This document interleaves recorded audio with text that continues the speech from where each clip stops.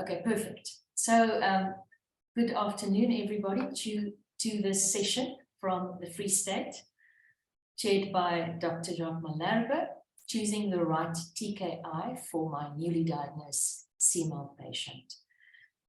We really look forward to this session, and let me just get to the next slide. We've discussed that the recordings are now easily accessible, and please ask questions. This is really a session where I think Jacques and Tendai will really appreciate questions. It's a fascinating topic. It is the pinnacle of the sort of genetic, morphologic, clinical, and targeted drug therapy treatment in our field. It's the poster child for targeted medicine and for magic bullet medicine. It's just an amazing field, and we've got two experts here today. And the CPD, we all know about that. Please ask questions, that's very important. And then this is now to thank us, Khadin, Melanie. And then I understand that Tendai is going to start, and Jacques, you arrange everything the way you want. Just something about Dr. Jacques Leroux Malherbe, clinical hematologist in the Division of Clinical Hematology at the University of Free State, and he's clearly a man of few words and action, so that's great. We will hand over to you for some words, and then Dr. Tendai Gutu is from Zimbabwe, and he is training with us to become a clinical hematologist. Great to have you with us. And I am going to just stop sharing and allow you to start. Okay.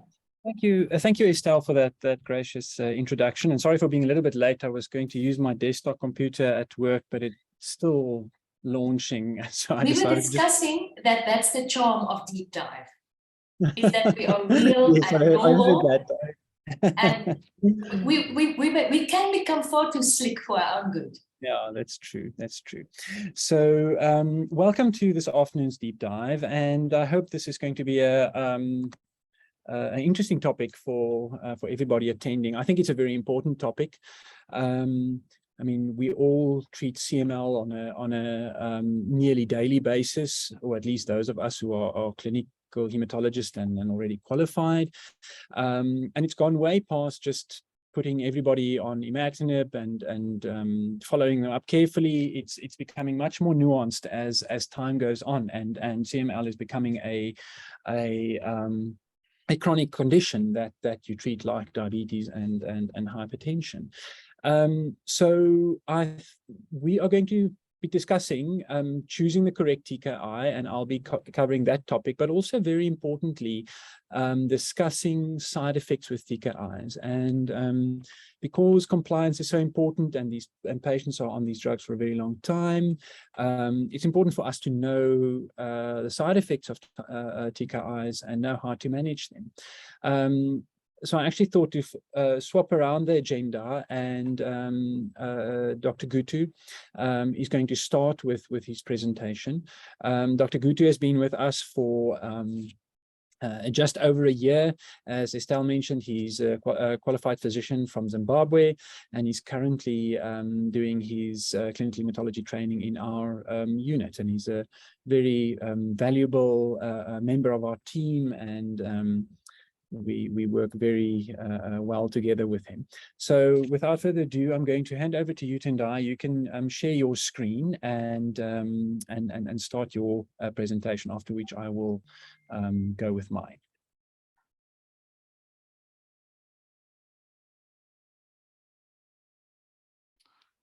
Thanks, Jacques, for the introduction. I hope you can see my screen. We can see it, Tendai. You can continue.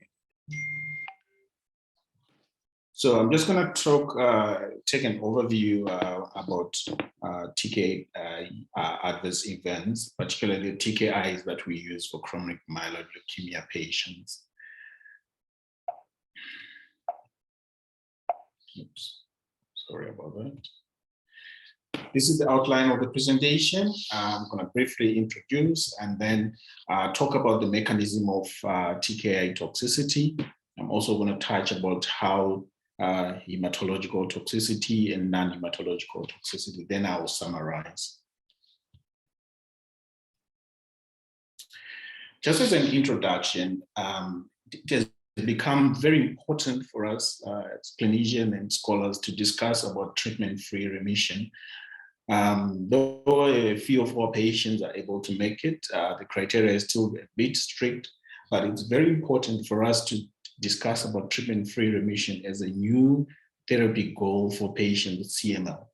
And to achieve such criteria for our patients, it's very important for us to be able to manage adverse events, as this can actually be a hindrance to patients achieving our target criteria that we require for treatment-free remission.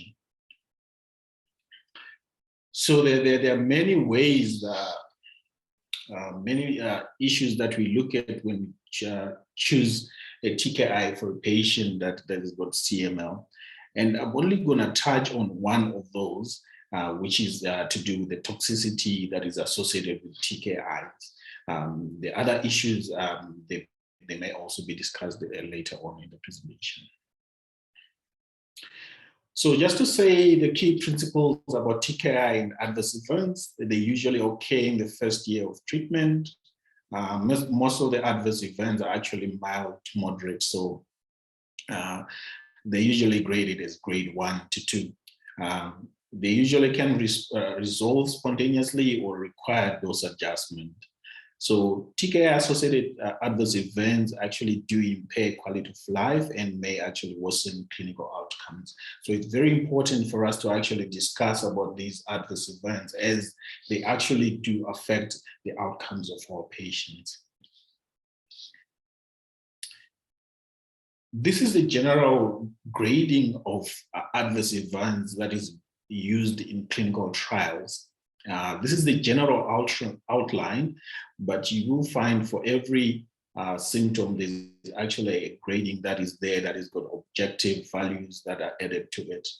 But using this one, you will find that grade 1 and grade 2 are actually mild and moderate, while grade 3 and grade 4 are severe and life-threatening, and grade 5 is actually death. So these gradings are usually the ones that we use in terms of whether to monitor or to interrupt therapy when we see adverse events in patients.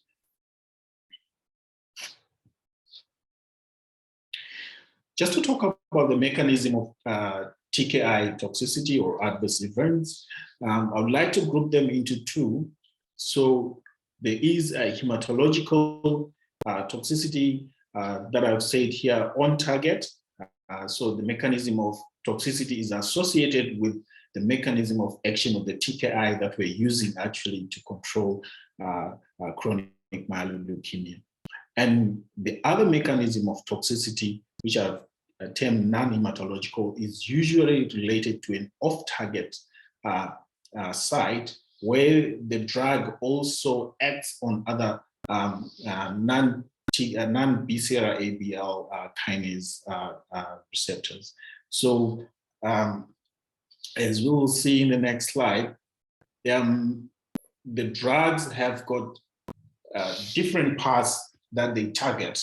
For CML, we are targeting the BCR-ABL kinase, but these TKIs that we use for CML seem to also target other non-BCR-ABL kinase in other systems. So as we can see in this diagram, it tends to show actually the thickness of the arrows are trying to show the potency of the drug towards that inhibition. As we can see there, if we look at imatinib will have less potency than the second generation TKIs, and then we'll also have ponatinib. So our target is BCR-ABL, but we see also that these TKIs do act on other receptors that have nothing to do with BCR-ABL kinase. And these have been postulated to be the mechanism that is associated with vascular toxicity, that is also associated with platelet dysfunction, dyslipidemias, and hyperglycemia. So it is because the TKIs do have an off-target toxicity caused by mechanism of action on the other receptors. Another interesting one is asciminib, which is really more of a newer TKI. And the difference with asciminib is that it does not bind to the usual ATP site as the other older TKIs. So this one has potential to have different mechanisms compared to the TKIs. It's got potential to be used where there's TKI resistance because it binds on a different site. There are also studies to actually combine it with the other TKIs. But it's a very interesting drug because it binds to the myosol pocket, which is not the usual ATP site, and this inactivates the BCR-ABL kinase. Most of the adverse events for asciminib are still being studied, and we do know about maybe the acute, but the long-term are still being reported. So you might find that as we discuss, there's not much that we know about asciminib, especially the grade 3 and grade 4 long-term adverse events.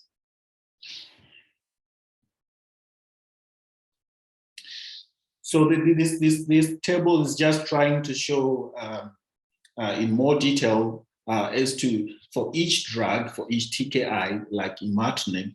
Imatinib also acts on other targets, and it has been reported actually to have a positive effect on blood glucose control and lipid profile. So this actually may be actually beneficial in some diabetic patients.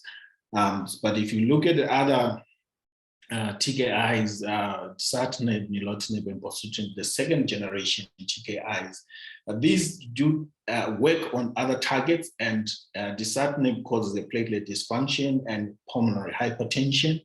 I think we'll also discuss more about how it actually causes pleural effusions. So nilotinib also is associated with peripheral artery disease, ischemic heart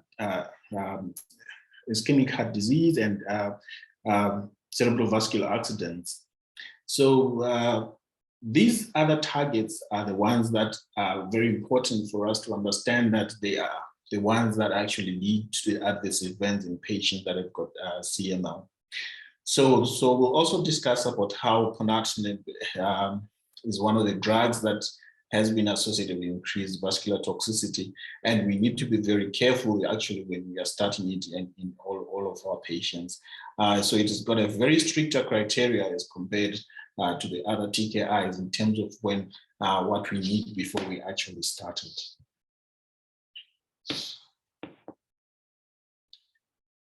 So I'm going to talk about hematological toxicity. So in the table, these are actually grade 3 and grade 4 adverse events that have been reported in clinical trials. So I've excluded grade 1 and grade 2. So these ones are the more serious ones. And as we can see from the table, all of the TKIs actually do cause hematological toxicity, and they've been reported in almost all the clinical trials with at least 10% rates. So it's something that for anyone that has treated a patient with CML, it's something that usually actually does happen to us with CML patients. And it's a very important adverse event for us to be able to manage, as this may actually hinder our criteria that we need for a very stricter control of CML, and for us to actually achieve maybe a treatment-free remission in the future. So if a patient has hematological toxicity, some of the things that we need to do is to decide on what to do with treatment. So if a patient develops grade 1 and grade 2, adverse events, whether this is neutropenia or thrombocytopenia or low HB blood count. So usually the recommendation is that you monitor, and there's no need actually to stop the TKI at this moment. But for grade 3 and grade 4, these are a bit more serious. And in some patients, they actually come with neutropenic fever. And in grade 3 and grade 4, the recommendation is actually to withhold the TKI and resume if the neutrophil count is above 1 and the platelet is above 50. So in this case, also some supportive transfusions are actually recommended, and there is some expert recommendation on the use of mucogen in these patients, though this is mainly based, there are no like good clinical trials to support its use, but it seems like many expert opinions do support the use of mucogen when they are grade 3 and grade 4 adverse events. Very important to also work out on alternative causes and also to decide whether these grade 3 and grade 4 adverse events are actually related to the drug or related to the disease. So in some cases, there's a clear timeline on when the TKI was started and when the onset of the adverse events happened. But in some cases, it's not so clear, and it has to be decided on whether this is because of the TKI or this is because of disease related, in the case where it's now accelerated phase or it's now a blast phase. So it's very important to also evaluate that. I'm going to move on to non-hematological adverse events. So this one is a bit busier slide because the adverse events are quite many. But I've tried to group them in a systematic way where we've got non-specific adverse events. So you can have a patient that present with fatigue. So the fatigue can actually be quite serious to an extent that it actually limits the activities of daily living. And then they can also have edema. As we can see from the table, that these can actually happen with almost all the TKIs, particularly with imatinib.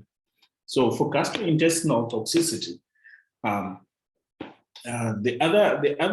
almost all of the TKIs can cause gastrointestinal toxicity, but the grading of it is different. With bosutinib, it seems like gastrointestinal toxicity in terms of nausea, vomiting, and diarrhea is quite prominent than the other TKIs. And then with ponatinib, what is quite prominent is also the risk of pancreatitis. So if we look at muscle cramps, many patients that we start on TKIs do complain of muscle cramps. And in some cases, these are actually grade 3 and 4. And they're quite severe enough that they may cause limitations in activities of daily living. So it might be very important for us to understand and manage the patients that come with muscle cramps. So patients may also present with rash. Almost all the TKIs can cause rash. And also I have headache. In respiratory here, I just put pleural effusion, but also the other things like pulmonary arterial hypertension from dasatinib need to also be remembered. So pleural effusion is very important, and it's one of the symptoms that, or one of the adverse events quite linked to dasatinib, but other TKIs can also cause pleural effusion, though at a much lower rate than dasatinib. So, and lastly, cardiovascular, there I put arterial-occlusive events. These ones are quite prominent with ponatinib and nilotinib. So these ones are actually very important. These ones are actually in the criteria for us to decide whether to start a patient on ponatinib or not. And we'll briefly discuss about how we can manage such patients when we encounter them. So what I've decided is to actually take some of the adverse events and discuss about how we can manage them and pick them up. So if we start with TKI and fatigue, Fatigue is actually described as cancer-related fatigue, which is distressing, persistent, subjective sense of physical, emotional, and cognitive tiredness, or exhaustion related to cancer or cancer treatment that is not proportional to the recent activity and interferes with usual functioning. So fatigue actually sometimes may miss it, but it's actually quite a very important symptom, and this may actually interfere with the adherence to treatment by our patients. So these authors have demonstrated actually that chronic fatigue is actually quite the most important limiting factor in terms of quality of life in patients that have got CML who are taking imatinib. And this has been reported across all trials that patients that have been put on imatinib do develop chronic fatigue. So it is very important for us to actually ask our patients about chronic fatigue and be able to actually manage these patients. So here I've put a very quick approach on how we manage a patient that has got TKI and fatigue. It's very important for us to remember that chronic fatigue does limit the quality of life. And in a workup, we need to remember that it's a really non-specific symptom, and we need to actually work out a very huge differential diagnosis. And this includes a workup of excluding cardiopulmonary, endocrine, hematological conditions, especially anemia, infectious, rheumatologic, and psychological, and other drugs that the patient may actually be taking. So the differential diagnosis here has to be quite extensive for us to exclude everything and then say this is TKI-associated fatigue. So some of the suggested treatments actually include increasing physical exercise in patients. This obviously has to be monitored in some patients depending on the comorbid problems that they do have. They also need encourage lifestyle modification. So these recommendations are based on some of the studies that have shown that the patients that don't exercise much are the ones that actually do get most of the fatigue from TKIs. So some exercise does help in terms of limiting the amount of fatigue that a patient can get. So cognitive behavioral therapy is also quite important, and we may need help of our colleagues who may help us in terms of cognitive behavioral therapy. So sleep also quite a very important, sleep hygiene is very important, and this may be actually the cause of chronic fatigue in patients who are taking TKIs.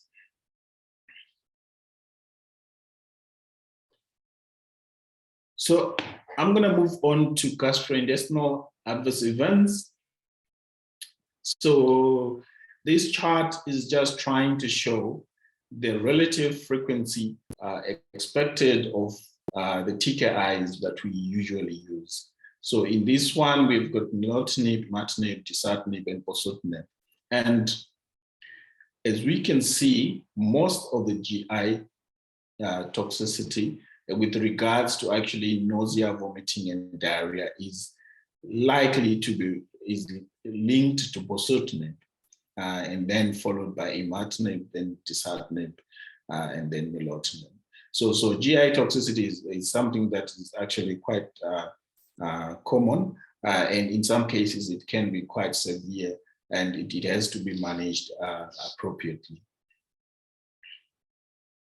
So this is just showing the same thing in a different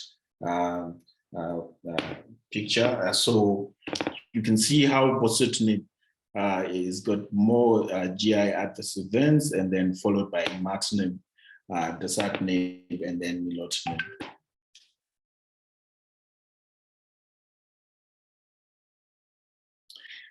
Just to talk about some general principles in terms of management of TKI-associated nausea and vomiting. So prevention is actually the goal of management. And then we also need to anticipate or judge the risk of our patients to their potential of developing these adverse events. So it has been shown that patients younger age or females or those ones that have reported previous chemo-induced nausea and vomiting, patients that have little or no previous alcohol use, those that were prone to motion sickness, and those that have got a history of morning sickness in pregnancy, and anxiety. These are actually quite high emetic risk of patients who may, before we start the TKIs. So in some cases, we may actually find that our patients may get severe and persistent GI adverse events on imatinib and bosutinib, particularly when we start them on the higher doses. So we need to be very cautious actually when we start higher doses of imatinib and bosutinib. So in this instance, a patient who develops vomiting and nausea and vomiting, which in some cases may appear to be persistent, it's very important to, like, as we discussed, do the risk of nausea and vomiting of the patient. Also, to check the toxicity profile of the antiemetic that we're going to use, and exclude other potential causes of nausea and vomiting, particularly if a patient has got other CNS problems or electrolyte imbalances. There must be also important for us to exclude patient factors like pregnancy and alcohol use and patients who are very anxious. So options for treatment would depend on the risk of the drug. So in low risk or low emetic risk TKI, so we can use a drug like metoclopramide, chlorperazine, and we can also use a 5-HT3 receptor antagonist. For moderate to high, usually we need to use a 5-HT3 receptor antagonist like ondansetron to actually control these adverse events. So just a few notes on the rash and dermatological adverse events. So almost all the TKIs can cause a rash, and it's here it's important for us to grade the rash. As you can see, it can be graded from grade 1 to grade to grade 5, depending on the surface area that is actually involved. The grading also will be very important in terms of how we can manage this TKI-associated adverse event. So the principles of treatment of TKI-associated rash would include in grade 1 and in grade 2, because with rash it's a bit difficult. It's unlike the other adverse events where we say mild, maybe we can monitor. With rash it's a bit different. It's got cosmetic effect, and the recommendations are usually actually to interrupt treatment and potentially resume at the same dose. But if there is recurrence of the rash, and then this the recommendation is actually to discontinue the drug. So for grade 3 and 4 adverse events, or if the patient develops stress, in these instances, the recommendation is actually to consider permanent discontinuation of the drug. In some cases, you might need to use topical or systemic steroids to actually treat this adverse event. I'm going to quickly move on to cardiovascular adverse events. So some of the TKIs are quite pronounced to cause cardiovascular adverse events, but they have also been reported in other TKIs. As you can see in this slide, that imatinib can also cause congestive heart failure. But this might be over a long term, as we have seen how TKIs can have like an off-target adverse events. But for now, more pronounced and more common is nilotinib and ponatinib, particularly ponatinib is the one that we have to be very careful with before we actually start the patients. So so in terms of the mechanism of adverse events associated with the TKIs, so we have discussed about this previously on the previous slides, but the mechanism of is actually quite uncertain. But because of off-target effects of TKIs, it is thought that these off-target mechanisms are the ones that are responsible for the endothelial cell effects and vascular toxicity. So it also thought that it actually causes a pro-inflammatory and oxidative stress. So as we have discussed, it also causes a lipid and platelet dysfunction, which also may be responsible for the cardiovascular associated adverse events. So in terms of managing TKIs in cardiovascular disease, it's very important at the baseline to actually assess the cardiovascular risk. We can actually use recommended risk scores that have been validated in trials. So in patients that are very low risk, these patients, we can start them on TKIs, but then it is recommended that we actually follow them up with cardiovascular surveillance every 3 or 6 months. Patients that have got intermediate and high risk, these patients, we need to be very cautious, particularly when we are starting ponatinib and nilotinib. So the criteria for starting these patients is quite strict. If there's high risk, it's recommended not to start these patients on ponatinib or nilotinib. So this is risk stratification according to the score for patients that are on ponatinib. So as you can see that here it groups it into high risk and very high risk. So it also includes some of the important cardiovascular risk that we need to look out for, particularly patients that have got diabetes or low GFR or diabetes and target organ damage. So these ones are very important in terms of risk stratifying. So a patient that already has got diabetes already has got a higher risk than a patient who doesn't have diabetes.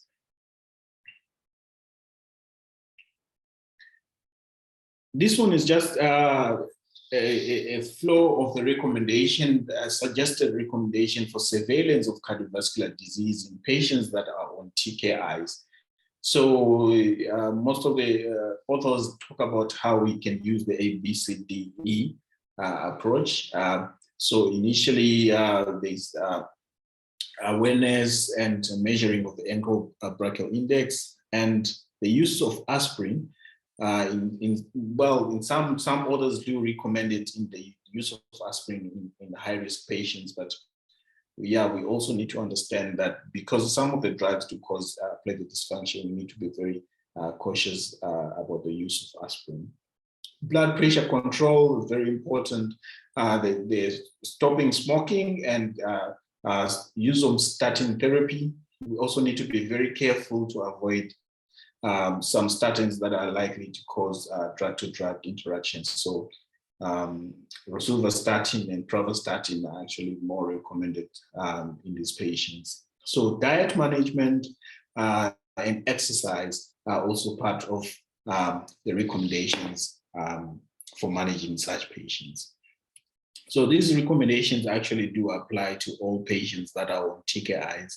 As our patients now, they tend to live longer, and it seems like as they grow older, the likelihood of developing cardiovascular events are also increased. I'm going to lastly talk about TKIs and pulmonary adverse events, particularly pleural effusions that are more common in dasatinib. So the cumulative incidence that has been reported in dasatinib is between 28 to 35% within a 7-year period. So it seems like with dasatinib, the cumulative incidence of pleural effusion is quite high. And the mechanism, though uncertain, it's thought to be like an off-target related to inhibition of the SRC and lymphocyte-specific kinase. It's also thought to be caused by a peripheral lymphocytosis and how the effusion is typically exudative. So also for us to remember, though it's a bit rare, in less than 1% of the cases, dasatinib does cause pulmonary arterial hypertension, and this can actually be quite a serious adverse event that will require input of a cardiologist. So I'm just going to talk about how we can manage pleural effusion for patients that develop adverse event of pleural effusion. So if a patient develops pleural effusion, the first thing is to exclude potential causes of pleural effusion. So I think there we've got an algorithm where we can do that. But where we say this is a pleural effusion related to dasatinib, so we need to know like the size. If it's small, let's say less than 30%, is the patient symptomatic or not? So if a patient has no symptoms, the recommendation is actually to monitor the patients. In some cases, you may consider the use of steroids. This is because in many trials that used dasatinib, they did include steroids, and they seemed to show some significant improvement in terms of the size of the infusion, of the effusion. So in patients that are symptomatic, dose reduction may be considered plus or minus steroids. For larger effusions, so larger effusions will actually need therapeutic and diagnostic thoracocentesis.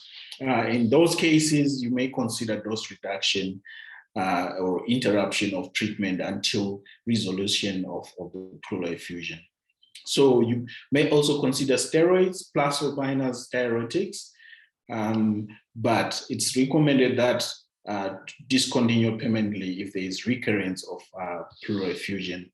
Let's say on retrial, you've drained and there is marked improvement, then you try again dasatinib and then it reoccurs. So the recommendation would be actually to discontinue that treatment.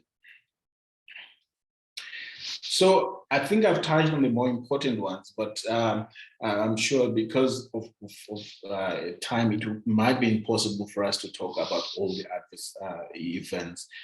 So in summary, early identification of TKI adverse events is essential to achieve CML treatment goals. And TKI toxicity can be grouped into hematological, which is an on-target toxicity, and non-hematological, which is off-target toxicity. So appropriate management of adverse events involve monitoring if minor, so grade 1 or grade 2, in some cases dose adjustment or interruption. So recurrence of some adverse events may actually require permanent interruption with switch to an alternative tyrosine kinase inhibitor. That will be all on TKIs and adverse events. Thank you very much. Thank you, Tendai, for that sort of detailed overview of all the toxicity that one can expect. And as you mentioned, it's not an exhaustive list, and we've all seen patients with unique and rare toxicities. Before I continue with my talk, I wanted to just make a few comments. So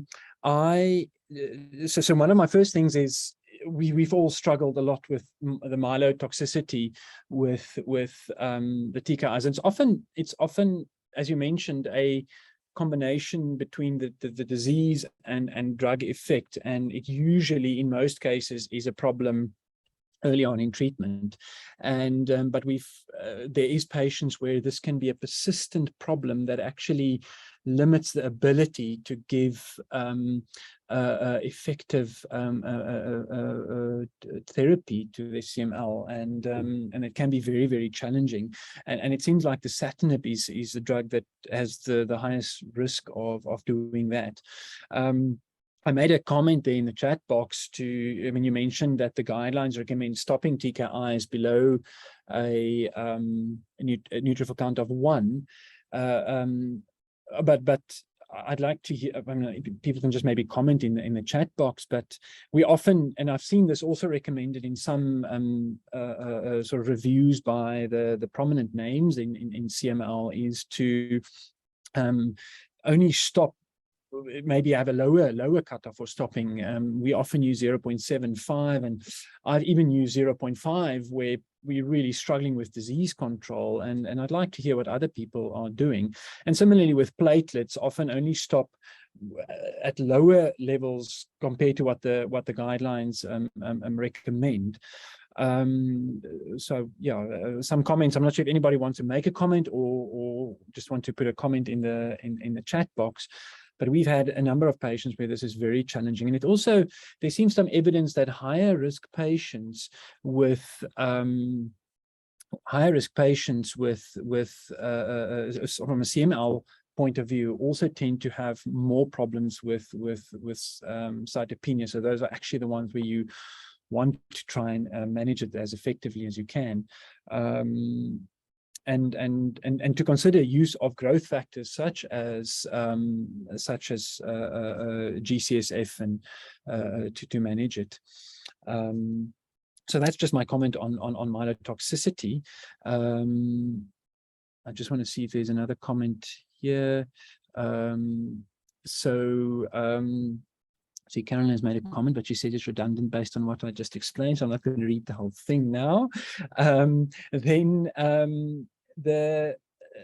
Just something regarding the nausea.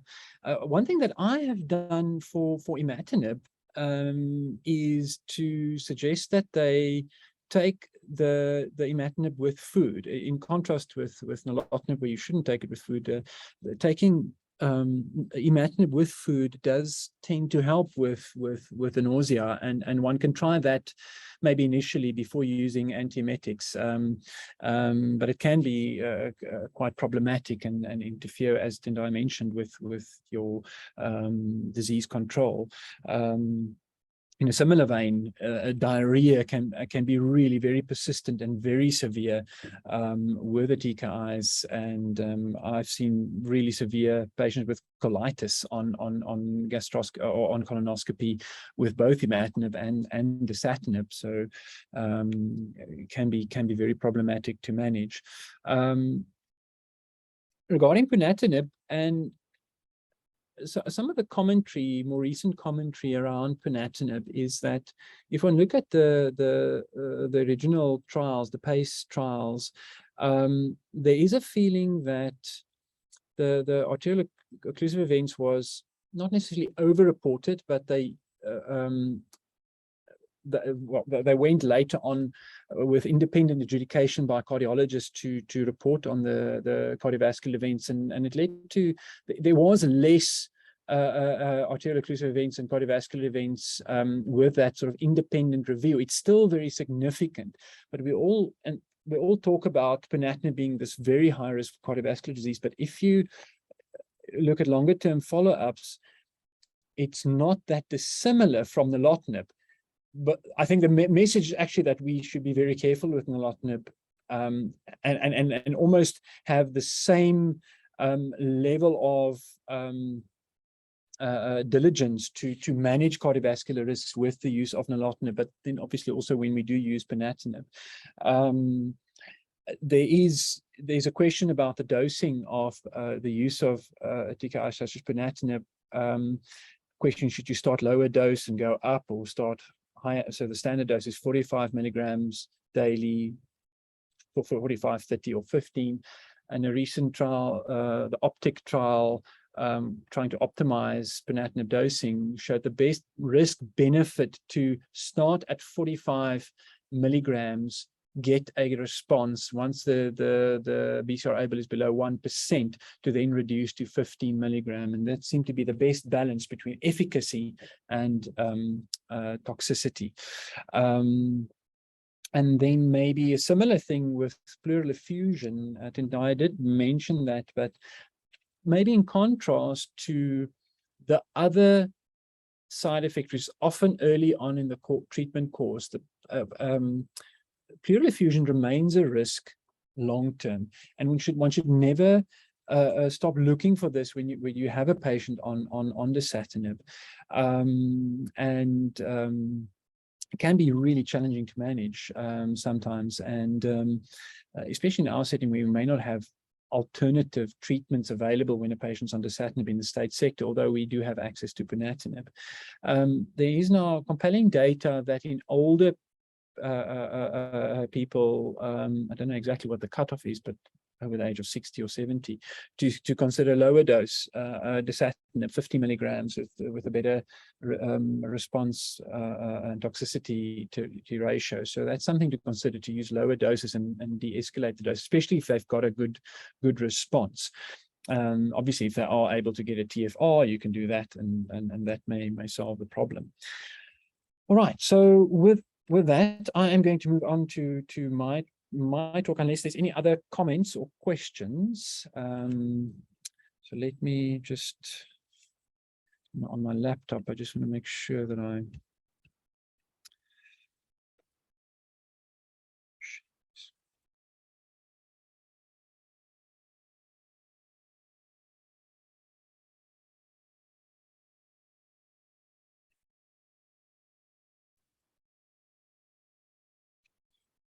wait a second. Sorry, I just want to.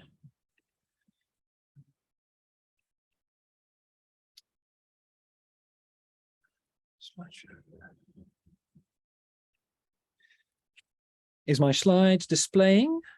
Yes, they're displaying, Sean. Okay, excellent, thanks. So I'm going to look at what is the best TKI for my newly diagnosed CML patient. I mean, some of these things are also applicable to patients in second line and so forth, but I'm going to focus on newly diagnosed patient. So we all know about the IRIS trial, which initiated the TKI era, and the TKIs have revolutionized CML therapy since the publication of the early results of this trial, and it's firmly established as the mainstay of therapy. Long-term results from the IRIS trial and other trials confirm that a large portion of patients can expect survival approaching or even equaling that of the general population. Just as an example, the long-term IRIS update with a median follow-up of almost 11 years, the 10-year overall survival was 83% on the imatinib arm. Unable to analyze the cytarabine interferon arm, as 65% of patients crossed over to imatinib at a median of 0.8 years, and approximately half of patients remain on imatinib. Just a timeline of the FDA TKI approval. So imatinib was approved in 2001. Dasatinib followed in 2006, nilotinib in 2007, and then bosutinib in 2012. Ponatinib had a bit of a more stormy registration path. It was initially approved in 2012, but then withdrew a year later when these arterial events were reported, and its original, and then the initial 2 months later, after that withdrawal, it was approved for in the US purely for T315I mutated CML. In the European Union, it's had approval for that, as well as failure of 2 previous TKIs. The FDA's, I think in 2020, added that to their approval for ponatinib. These are all ATP binding site inhibitors, as Tendai has mentioned. And then the new kid on the block, which was registered on the 29th of October with the FDA. Last year is the ABL myristoyl pocket allosteric, which then locks the protein in an inactive state.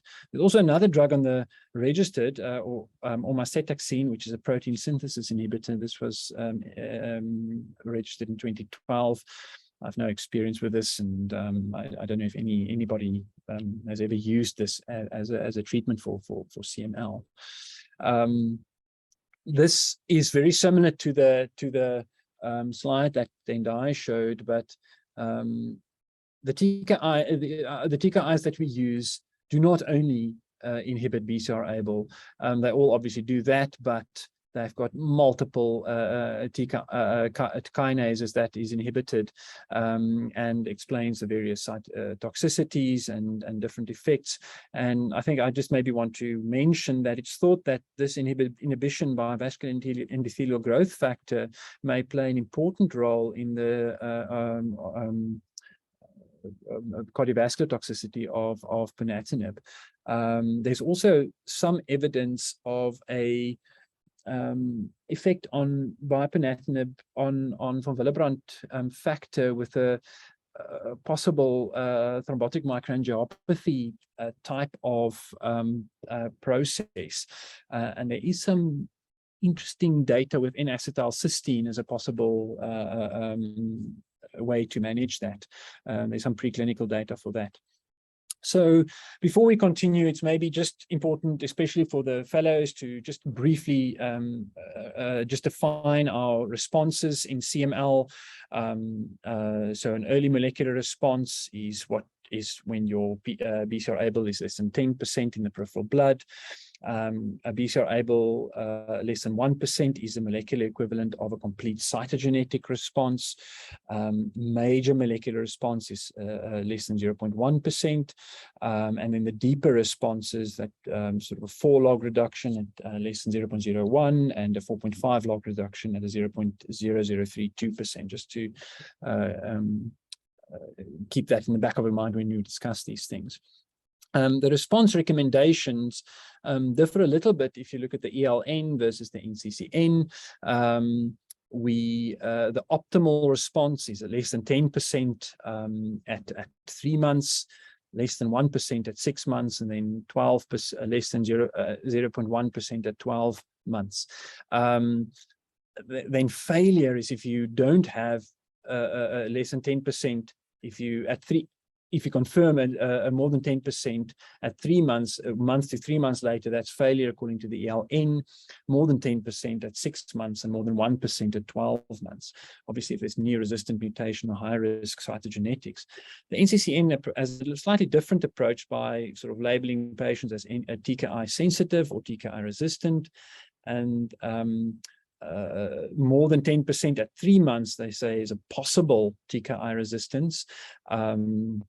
And at 6 months and 12 months, definitely TKI resistant. If you're between 1 and 10% at 12 months, possible TKI resistance, prior to that sensitive, and less than 1% is TKI sensitive, but at 12 months one should be obviously concerned. Less than 1% was the safe haven as seen in the IRIS trial. But we now know that less than 0.1 is better, but the original safe haven was 1%. So it's a little bit different response recommendation where we look at the NCCN or ELN.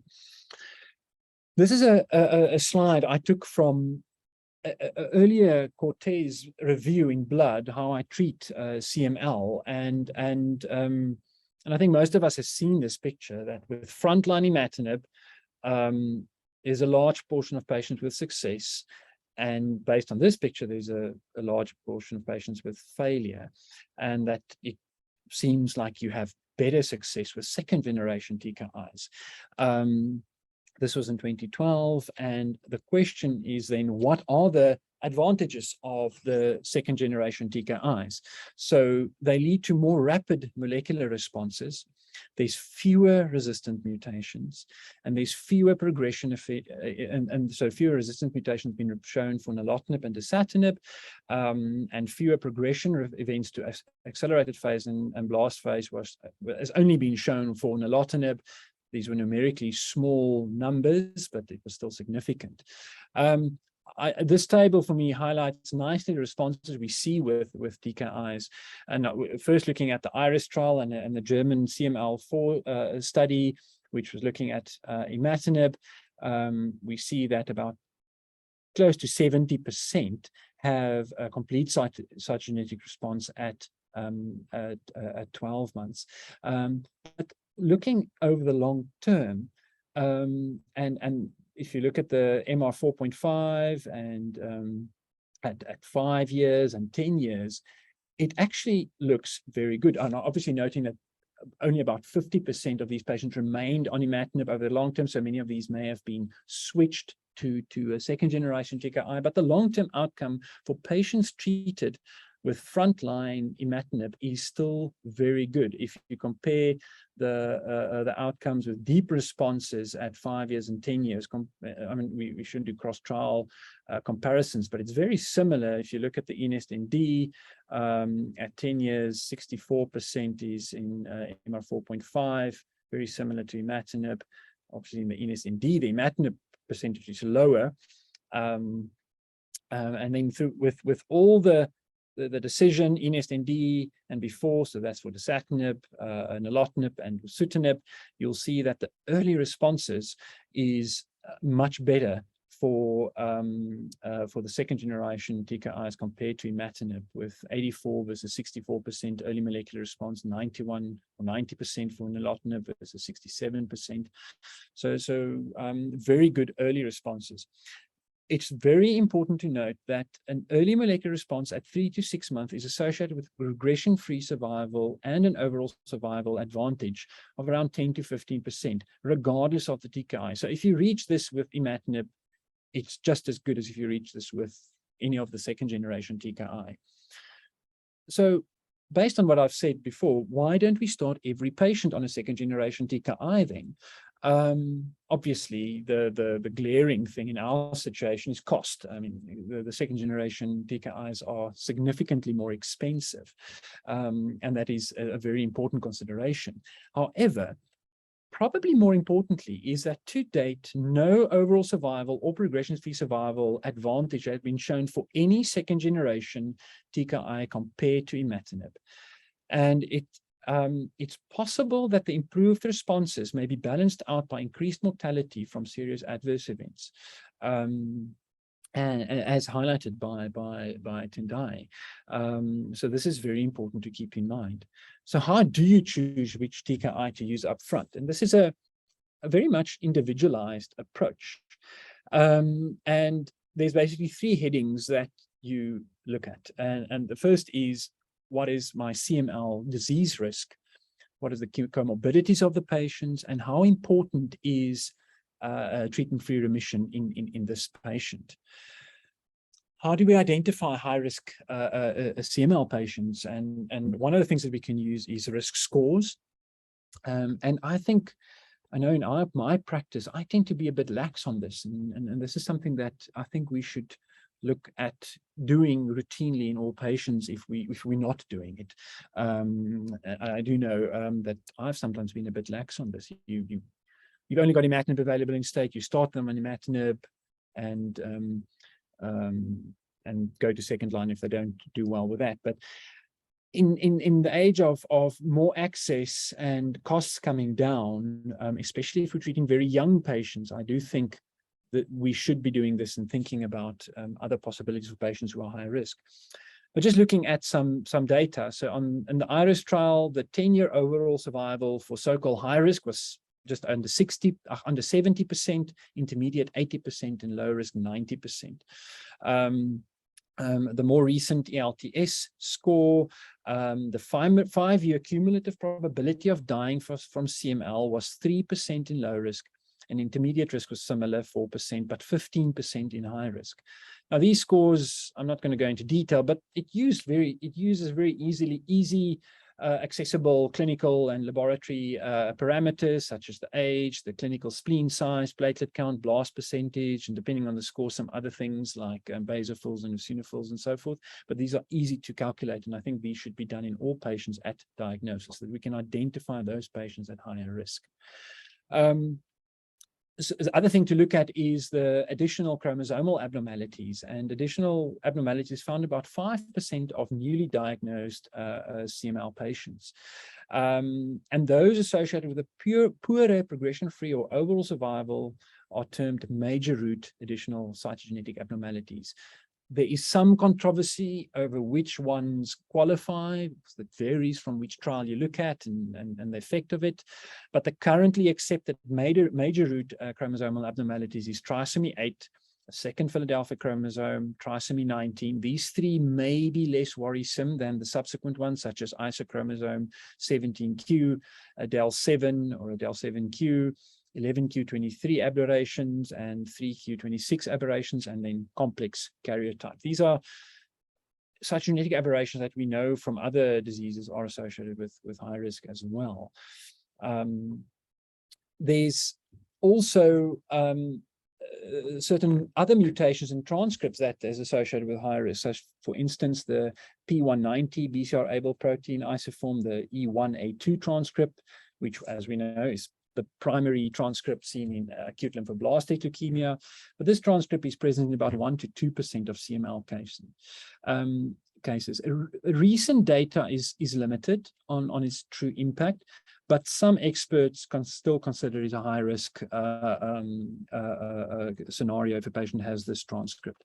There's also various other rarer transcripts, and some of them may or may not be associated with high risk, but often because of the rarity, we don't have a lot of data, good data. With the advent of next generation sequencing, our knowledge of the mutational landscape of most myeloid tumors, including CML, has broadened dramatically. There's currently a lot of uncertainties on the impact of these on treatment outcome and how they should impact treatment decisions. We're probably still learning on how to use them. And maybe I could mention here that we all know about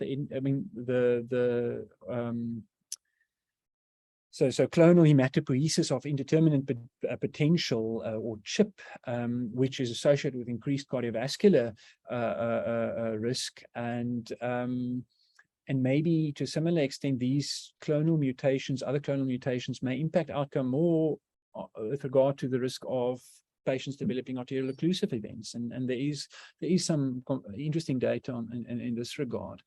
Having said that, RUNX1 mutation, Icarus zinc finger mutations 1 and ASXL1 mutations are more common in accelerated phase and blast phase, so they're often progression events, but they're rare in chronic phase. There is data that TP53, that we all know, KMT2D and TET2 is associated with treatment failure. So it may become useful as we go forward in the future that one should be more diligent in looking for these additional mutations in identifying patients at high risk. So how does risk impact your tyrosine kinase inhibitor choice? It is still an open question of whether sequencing a second generation TKI after imatinib frontline misses a critical window. So many of the 20 to 30% of patients who do not achieve a response or lose a response on imatinib obtain a good response when switched to a second generation TKI. And this we see our patients who fail imatinib when we switch them to nilotinib or dasatinib. Many of them, not all, many of them do well. But there's always uncertainty. Are you not missing a critical window? And many experts feel that hitting high-risk CML hard up front with a second-generation TKI is beneficial, because the quicker responses reduce risk of further genetic event. This approach has not been prospectively proven, though. It is expert opinion, so it is up for debate. But many people feel that it's beneficial to go with a second-generation TKI if you've got high-risk disease. Let's move on to the importance of comorbidities. So comorbidities increase with age, but the median age of diagnosis varies globally. In Africa, the median age of diagnosing CML is in the 40s. It's in the 60s in America, and over 70 in Oceania, Australia, and New Zealand. CML patients often have comorbidities, and it's not purely because of age, because the Framingham score of CML patients is significantly higher, 12.8% versus 8.7%, compared to their age match controls. And 30% of CML patients will have obesity and hypertension, 11% will have diabetes, 18% will have dyslipidemia. And 40% of patients in the German CML4 study with imatinib had comorbidities, with 61% having a Charlson comorbidity index of more than 3 and 22% have a comorbidity index of more than 5. And again, this maybe the actual clonal hematopoiesis increases cardiovascular risk and lead to more comorbidities. It just seems like CML patients have more comorbidities compared to their age-matched controls. What are the impact of these comorbidities? There's an increased risk of arterial occlusive events, as we've belabored many times. And it's the main cause of death of CML patients on tyrosine kinase inhibitors. Very few patients these days die because of this CML. It still happens, but it is the minority of patients, at least looking at first world setting. May be different in our setting, where I feel, if you look at it, many of our patients will present as high-risk patients because of delayed diagnosis. So it may not be completely true in our setting. The 8-year overall survival was 48% with a Charlson comorbidity index of more than 5 and 91% with a comorbidity index of 2. So it's very important to look at comorbidities. So I found this quote in this really nice review from the ASH Education in 2021. It says that you can't be a good hematologist oncologist unless you are a good internist first.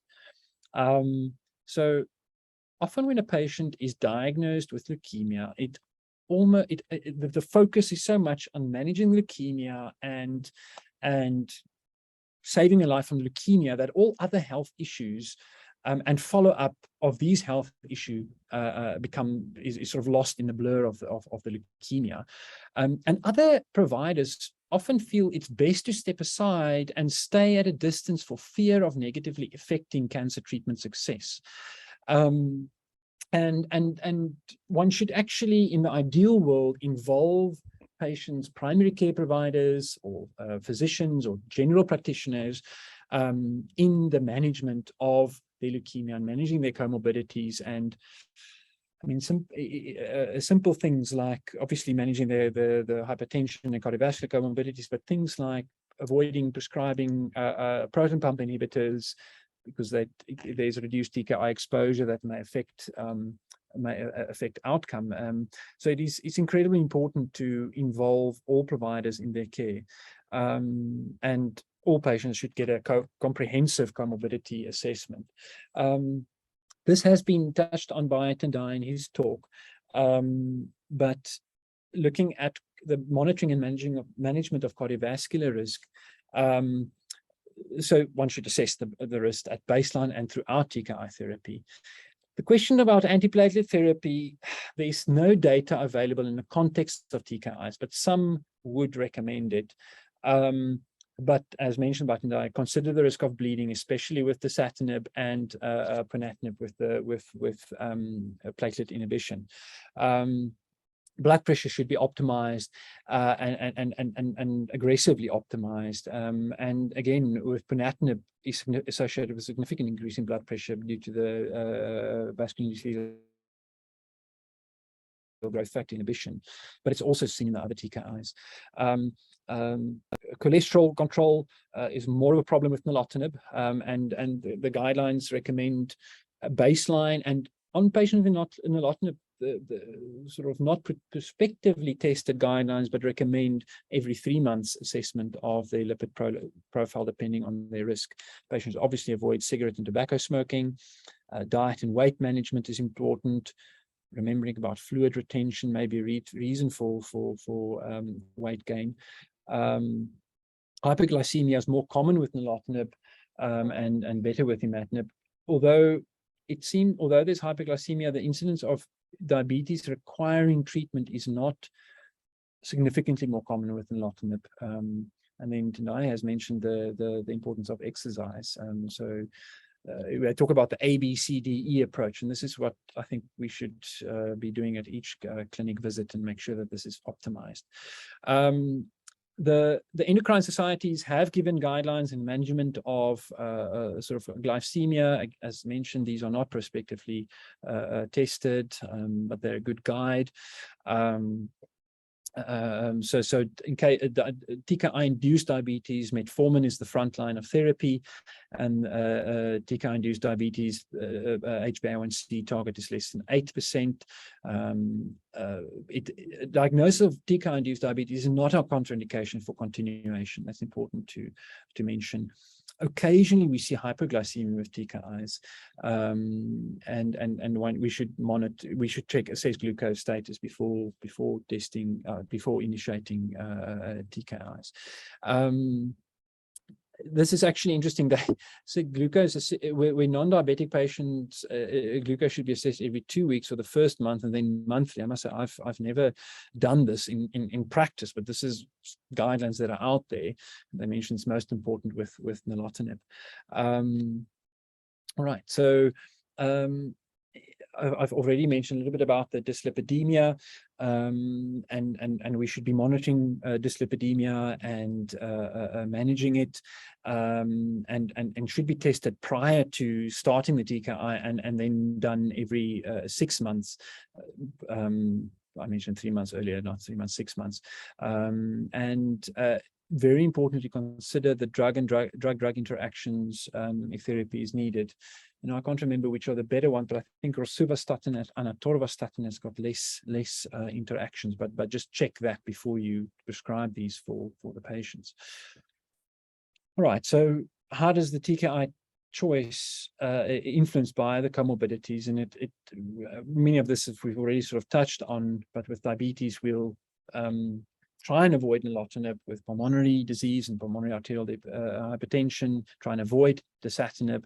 Gastrointestinal problems prior to starting, it may be better to consider nilotinib or dasatinib rather than imatinib.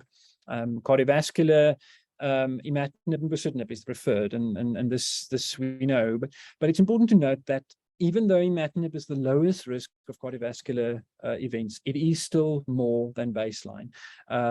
A relative risk about, I think, 1.5 to 2. So it's still important to be diligent with this. Peripheral arterial disease, you should avoid nilotinib. We don't have bosutinib, but if you've got liver disease, avoid that. Interestingly, I was not aware of this, but imatinib is associated with chronic therapy in almost all patients with a decline in GFR, but it doesn't seem to be clinically relevant, and it plateaus over a time. But in patients with established renal disease, it may be worthwhile to consider nilotinib or dasatinib up front. Just a note on treatment-free remission, and it's now accepted practice that in most patients, this should be the goal or part of the treatment goal eventually, especially in younger patients. It's at this stage still, I think, a minority of patients will be able to do this, but it is now most patients, especially in higher socioeconomic settings. This is an expectation from patients that this should be an aim. Just to briefly review the criteria, that patients should be older than 18 years, reliably taking TKIs for more than 3 years. There must be no prior resistance to a second-generation TKI. You may have resistance to imatinib and then use a second-generation TKI, but there shouldn't be a history of resistance to a second-generation TKI. And there must be evidence of a quantifiable BCR-ABL transcript. They must have a stable, deep molecular response, at least MR4, for 2 years, documented by 4 separate tests, 3 months apart. And you must have access to a reliable quantitative PCR capable of detecting at least MR 4.5 and be able to provide the results quickly. So TFR, as mentioned, is usually more important for younger patients, especially women of childbearing potential, if they are still planning for a family, because the TKIs are teratogenic. as long as the criteria is met, there's no evidence that the choice of TKI impacts the outcome of a TFR attempt. So if you started on imatinib and you fulfill these criteria, it doesn't matter if you were initiated on imatinib, nilotinib, or dasatinib. But our second generation TKIs will allow more patients to meet the criteria sooner. We also don't have the evidence that more patients of the long term, if you start second generation TKI, that eventually you will be able to do TFR in more patients, but you may be able to do it sooner. And this is often why second generation TKIs is considered where TFR is an important consideration. So to finish off, I'm going to just show two algorithms that summarizes what we've discussed. So if you've got a patient with no comorbidities, the main consideration is age. If they're less than 40 years of age, it is reasonable to consider a second generation TKI up front. And it's something that one could maybe discuss in our setting, in the government setting, where shouldn't we be thinking about using nilotinib in these patients with the aim to get them to TFR? But that is open for discussion. So in the middle ages, high risk CML, you favor a second generation TKI. Low risk imatinib is absolutely fine. In the higher age groups, you would favor imatinib more, even if they have high or intermediate risk, especially if they've got low risk. Imatinib is absolutely fine, and over the age of 80, imatinib is used in most cases, even if they have got high risk disease. I don't have to go into detail here, but the comorbidities I've actually already discussed. So you will adjust based on the comorbidities which TKI you would favor. And remember that your goals of therapy is that life expectancy is not impacted by CML, treatment-free remission as discussed, and limit the impact of TKI therapy on comorbid diseases. You want to optimize quality of life, minimizing adverse events. Think about family planning in young females and discuss it with them, and plan with them when it would be safe for them to plan a family, and then obviously limiting financial toxicity. So with that, it's the end of my discussion. There's some really nice references here that are all of these reviews, especially the ones in the education book from 2020 and 2021, these last three references, and also this new, or this recently published How I Treat update on the 2012 How I Treat blood article was published this year, and it's a very, very nice article, case-based discussions. With that, I don't know if there's any questions. Let's see if there's anything in the chat box. I'd be interested to hear what, in terms of the myelosuppression, what my colleagues are doing. Is there anybody with any comment on sort of the cutoffs for stopping or interrupting TKIs?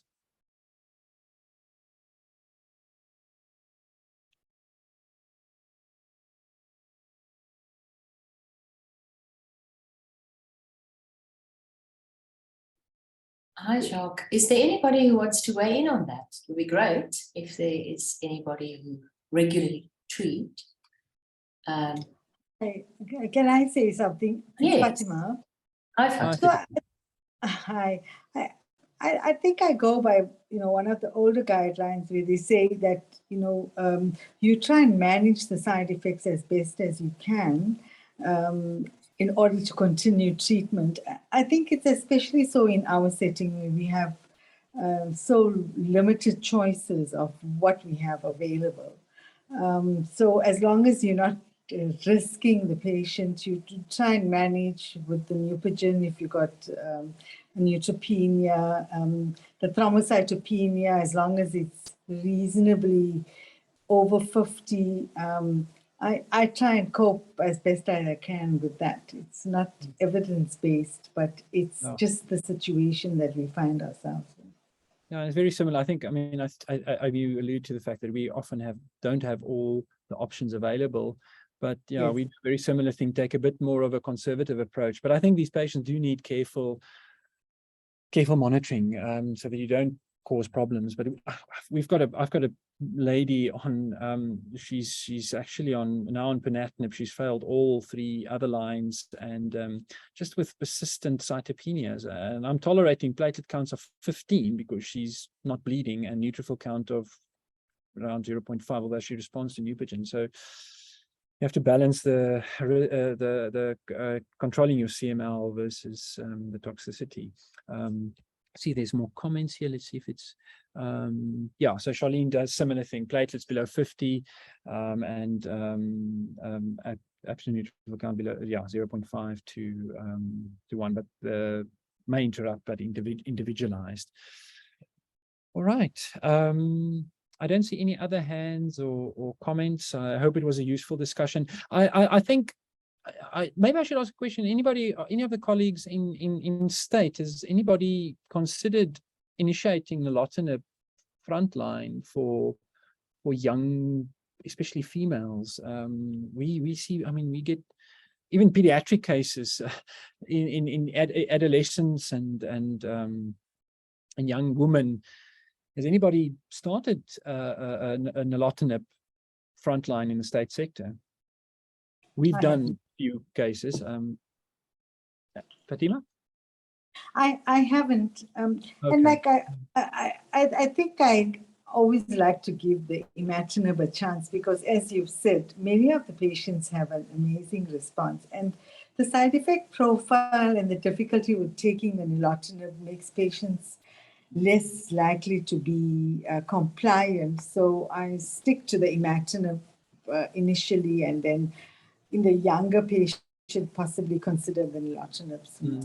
Yeah, I think it's important comment about the nilotinib. The dosing requirements is yes, I think an important consideration, and I think one should consider that compliance really carefully. And just on that, I think I've constantly been surprised with how non-compliant patients can be who say they are compliant, and I think one almost at every single visit need to diligently interrogate them about compliance, and because patients are often much more non-compliant than we think. Well, Jacques, speaking of compliance, I think we've just realized that we are not very compliant with spleen size and with risk assessment in our unit. And I think what helped us realize that is because we have a registry where we can now see that we can't find the spleen size. And that, just like Charlene is saying, the high risk, I think it's important to be more cognizant of risk. And I don't think it always happens, and that's where we can be more compliant. But I agree with all of you that patients can be very non-compliant, and Vernon has a lovely lecture about that, where it's really how you ask, and you can ask it in many different ways, and you may actually get very different answers if you ask the questions differently. Because the patient often say what they think you want to hear, not because they want to lie to you, but because they want to please you. Yeah, and it's also on how you ask them, and I often ask them, how many tablets did you not? Are you taking your tablets? They say, yes, I'm taking it, but I didn't go back to get my refill when it ran out 2 months ago, sort of thing. And also just asking, how many tablets do you forget in a week? Just sort of assume they are non-compliant. You'd be surprised that often they actually do say they have been missing a few ones a week.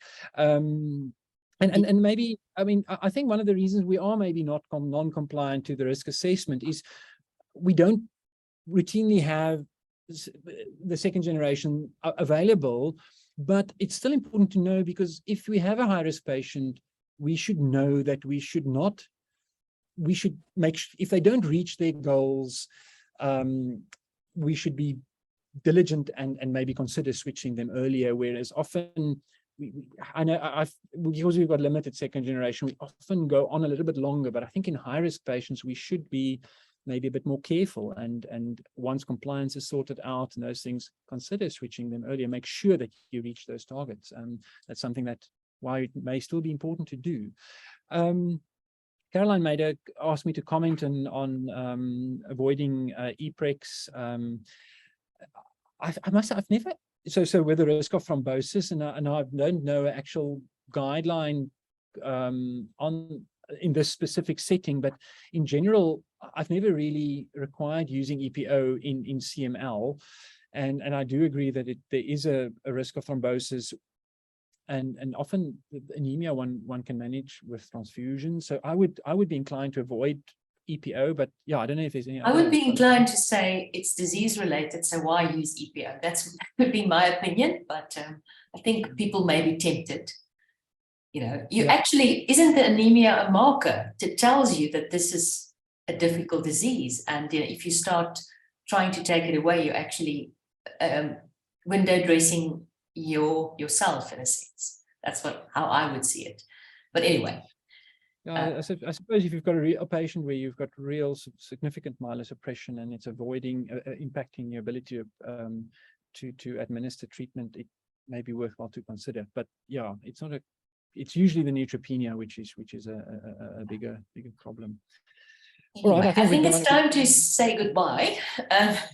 Agree. This was a great session. Can I just remind those that are here that we are switching to a new link, and we will hopefully have news about that in the week. This was a great talk. It'll definitely be studied again and again by the registrars, Jacques, and the treaters. So I'm glad. Thanks. Thank you. Thank you, everyone. Have a nice evening. Goodbye, everybody. Have a great evening. Bye. Thanks.